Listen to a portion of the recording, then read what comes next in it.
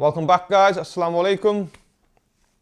Have you ever been in a situation yourself when you're sparring, okay, and you've thrown a combination, for example, and as you've thrown your combination, the opponent has thrown theirs, and you've automatically done a defense move where you ducked out the way or you leaned back out the way, and the punch has just literally gone past your face, and you think to yourself, wow, that was close. And then you think to yourself, wow, that was good. How do I do it? Yeah. Or when you watch some of these boxers and they trading with the person so close that they're throwing punches and they're leaning back. For example, Canelo, when he's so close and he's slipping, ducking, leaning back, and he rotates his face and the punch just goes past. When you watch these boxers, we're in awe. Yeah, we think, well, how did they done that? How did they done that? Okay, stay tuned. Let's talk about how they do that. Okay, so in boxing, we repeat a lot of work, okay? Boxing is very repetitive. We do a lot of drills, we do a lot of sparring, we do a lot of bag work, we do a lot of strategy work. We keep repeating, so the skill becomes second nature, okay? And when you get to a certain level, you start to anticipate what happens, okay? You set people up with combinations. You anticipate what attack is coming back so then you can counter that, okay? So anticipation, when it comes to boxing, when it comes to defense, is very crucial, yeah? And this is through experience of a lot of sparring, a lot of work, putting that time and effort into the gym, okay? So anticipation, what is it? So anticipation in boxing and defense is being aware of what is going to happen, okay? So put yourself in a position where you know what attack is coming and you know what you got to do to it, okay? So I give you a perfect example for this is when Mayweather, for example, he loves that pullback, yeah? But Mayweather, before he does that pullback, he's actually leaning forward, yeah? He leans forward, gives the opponent a false pretense that I'm close enough for you to hit. So he's leaning forward, and when the punch comes, he just leans back, and then he counters, okay?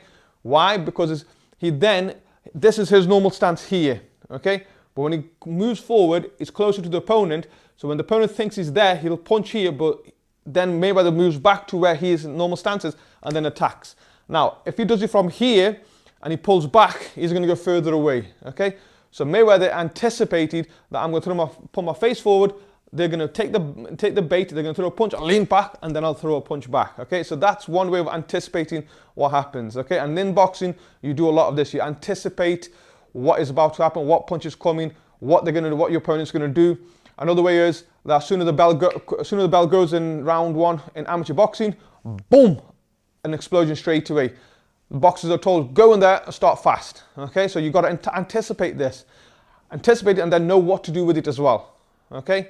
So I'm just going to give you some examples here of how we can use anticipation to our benefit in our strategy when it comes to boxing, okay? Now I'm going to jump straight into this with when a lot of boxers are throwing a backhand cross, okay?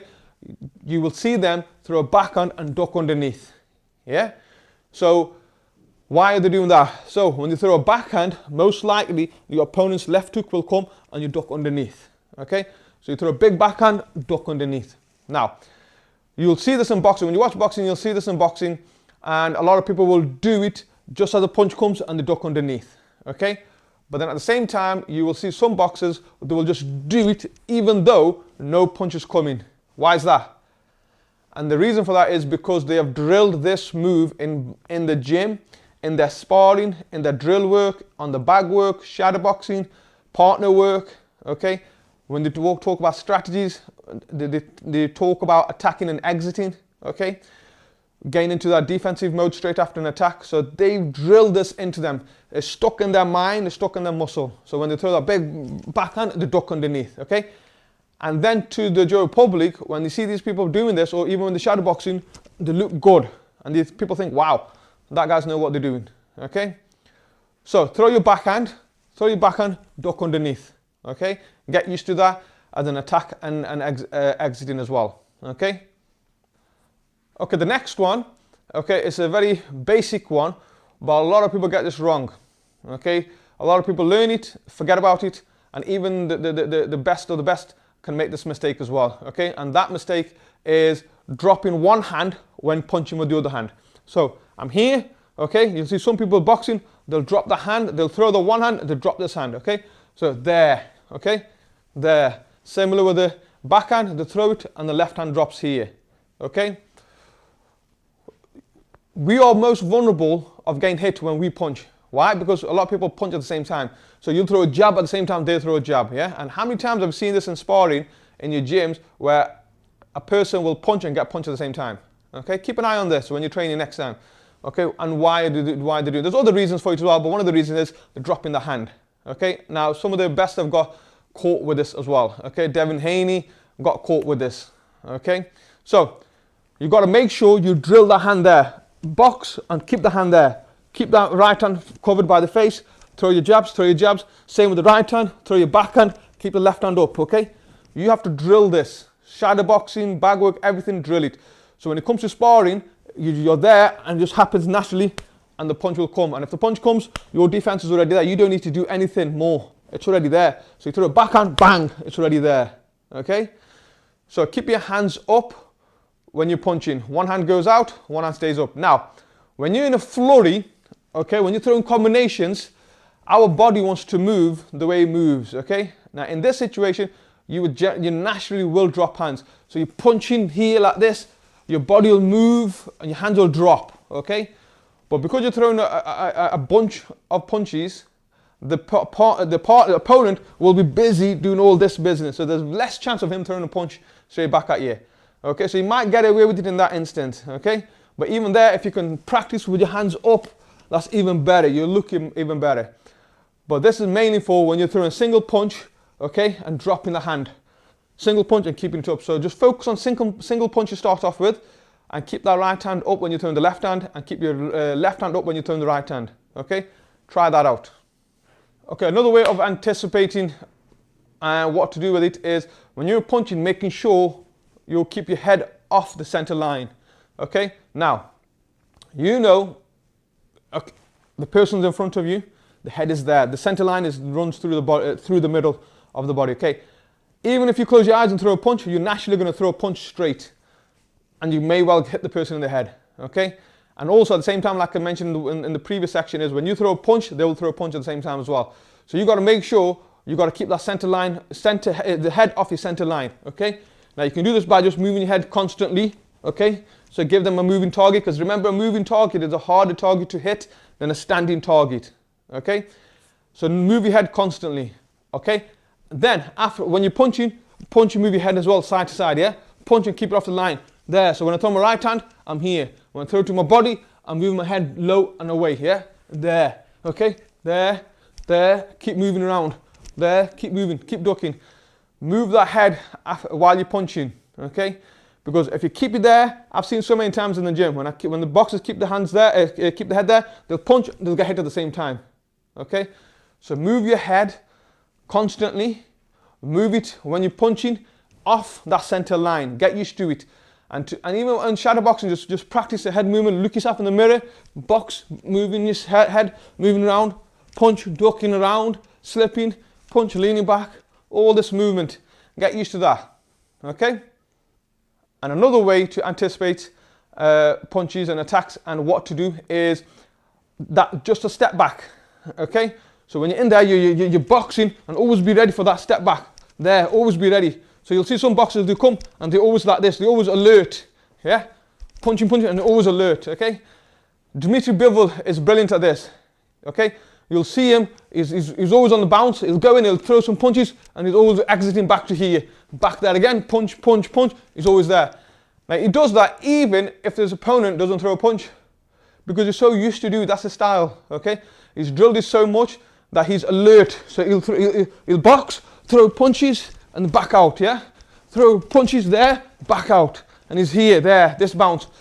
So same with you, same with us, okay? When we go, we'll be alert, we throw punches and always have that step back. Always being there, okay? Punch, punch, punch, step back. That couple of inches of step back makes a massive difference, okay? You're in range, within a couple inches, you're out of range, okay? So always be alert, always anticipate something coming back. Even when the person's like this, I see this a lot, okay? When the boxers are like this, boxers will go in and they'll throw a lot of punching, they ground their feet, they throw a lot of punching, and all of a sudden, one big looping punch, boom, they get hit, okay? So go there, alert, box, always have that step back, punch, punch, punch, always a step back, okay? Now you've got to remember this. a lot of this, right, like you can get away with it, okay, without stepping back, get away with dropping your hands, okay, and you're not expected to do this all the time, okay, but what you got to remember is that one time that you get caught out, you will pay. Simple as that, okay. That one time that you drop your hand and get punched at the same time, the one time that you go in without stepping back, you get caught, you will pay. And that's all that matters, that one time. 99 times before where it's worked for you, you're not going to be bothered about them, okay? You're going to be bothered about that one time when you didn't do it and you got caught, okay? That's when you will pay for it, so remember that, okay? Okay, so that's 4 tips for you on what to do when you're anticipating and how to improve your anticipation in boxing, okay? You have to repeat this in the gym, so when it comes to fight night, you will do it second nature, okay? Now, like I said just before, that you might get away with not doing this 9 times out of 10. But the one time when you don't do it and you get caught, when you pay for it, you will remember that, okay? Because that may well lead to you losing a fight. That may well lead to you being knocked out, okay? And boxing, you do not want to get hit, simple as that. I know boxing is a sport where there's a high chance of getting hit, but the art of boxing is hit and not be hit, okay? So you got to go there, anticipate what's going to come. You're going to have to go there with your defense on point, okay? Be ready for a punch coming back at you, and what would you do, okay? You got to think about this. Boxing is a thinking's game. It's a game of chess, they say as well, okay?